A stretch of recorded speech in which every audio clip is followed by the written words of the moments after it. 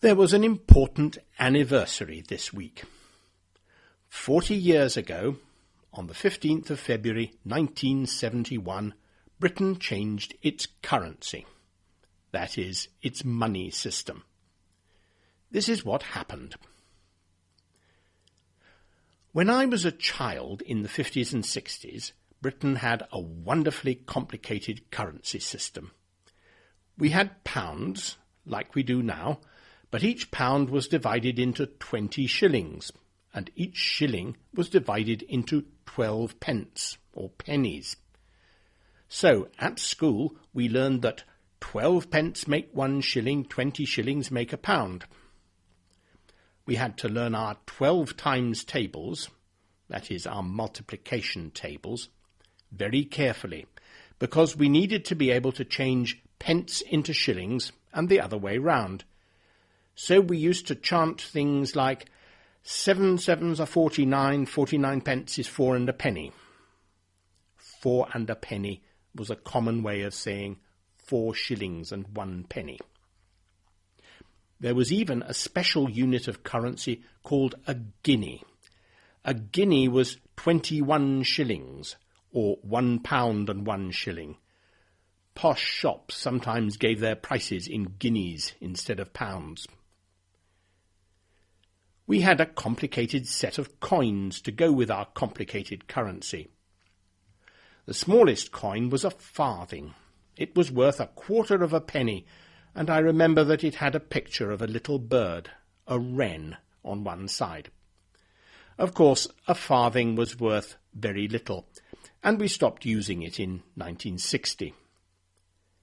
Then there was a halfpenny, or a halfpenny, as we called it. There was a 1 penny coin, and a strange coin for 3 pence. It was not round, but had 12 straight sides.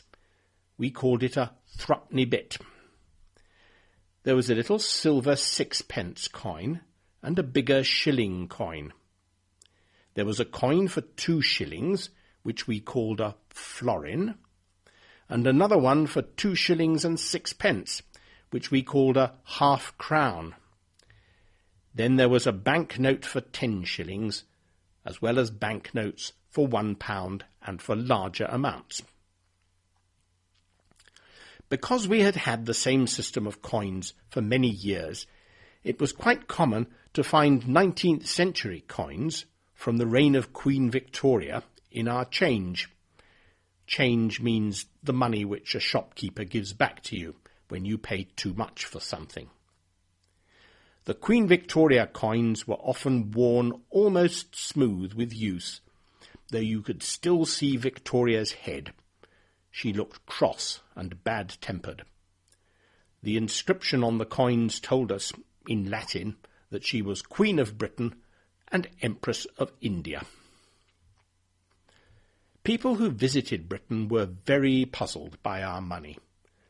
Almost everywhere else in the world had a big unit of currency, like the US dollar or the French franc or the German mark, which was divided into 100 smaller units, like cents or centimes or pfennigs. By the mid-1960s, our government had decided that we had to do the same. Multiplying and dividing by 12 and by 20 was too complicated.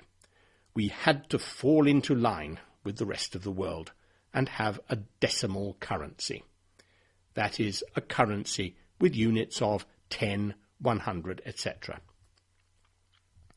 So the government designated the 15th of February 1971 as D-Day, or Decimal Day, when we would start to use the new currency, a pound divided into 100 pence.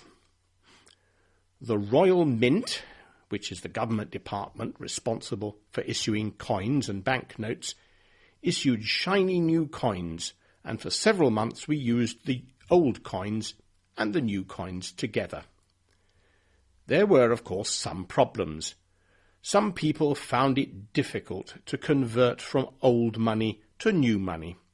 For example, to remember that the old half-crown was now worth 12.5 new pence. Other people complained that shopkeepers had used the new decimal currency as a way to put up prices. Small boys discovered that the new halfpenny coin was exactly the same size as the old sixpence coin, and that they could use it in slot machines, which sold bars of chocolate. But the problems were only temporary, and we quickly got used to the new currency, and we found that it was, after all, easier to count in tens. After we had changed our currency, it was natural to think about changing other things, like our ways of weighing things or of measuring distances.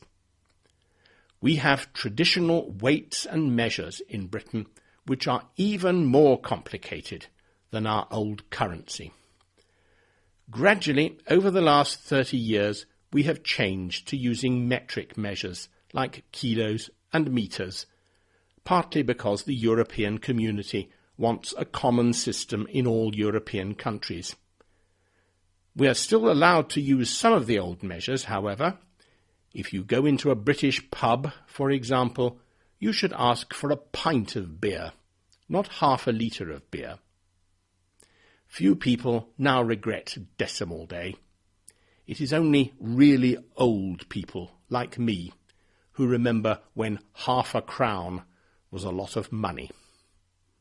Goodbye.